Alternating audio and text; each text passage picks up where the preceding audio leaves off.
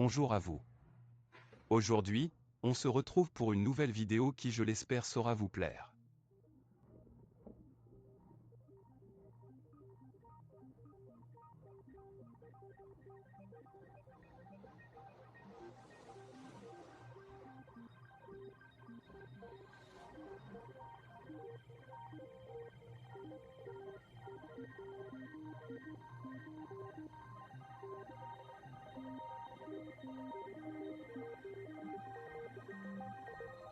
Saint-Émilion est une cité médiévale chargée d'histoire perchée sur un promontoire rocheux. Saint-Émilion et son vignoble tirent leur originalité de la pierre calcaire qui a façonné leur identité. En témoigne la présence de 200 km de galeries souterraines qui ont fourni le calcaire nécessaire à la construction de plusieurs bâtiments de la région, notamment à Bordeaux. Saint-Émilion doit aussi son côté exceptionnel à sa grande diversité de terroirs.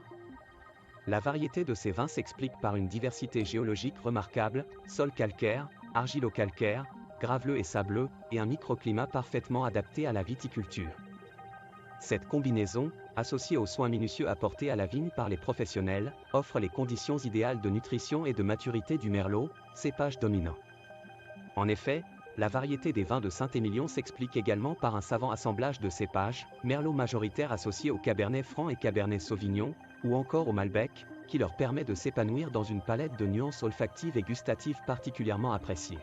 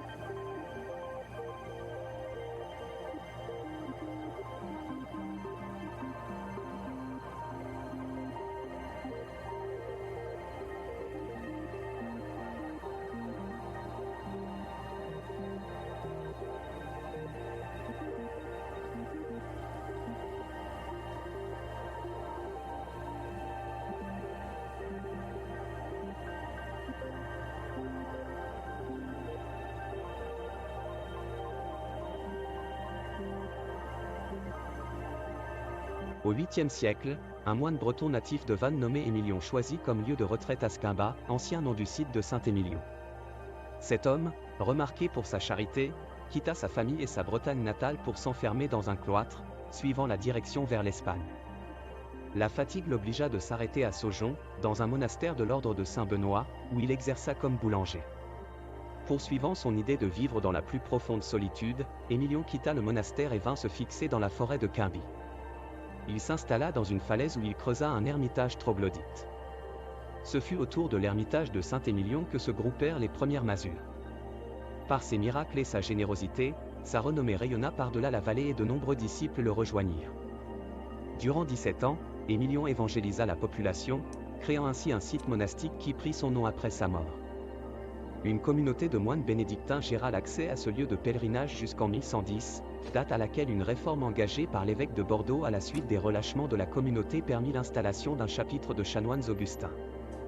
La ville se construisit au long du Moyen Âge et fut fermée par des remparts dès le début du XIIIe siècle. La jurade fut instaurée en même temps que la commune de Semelion en 1199 par Jean Santerre, roi d'Angleterre. Ce dernier délégua ses pouvoirs économiques, politiques et judiciaires, à des notables et des magistrats afin de gérer l'administration générale de la cité. En échange de ces privilèges accordés, l'Angleterre put jouir du « privilège des vins de Saint-Émilion ».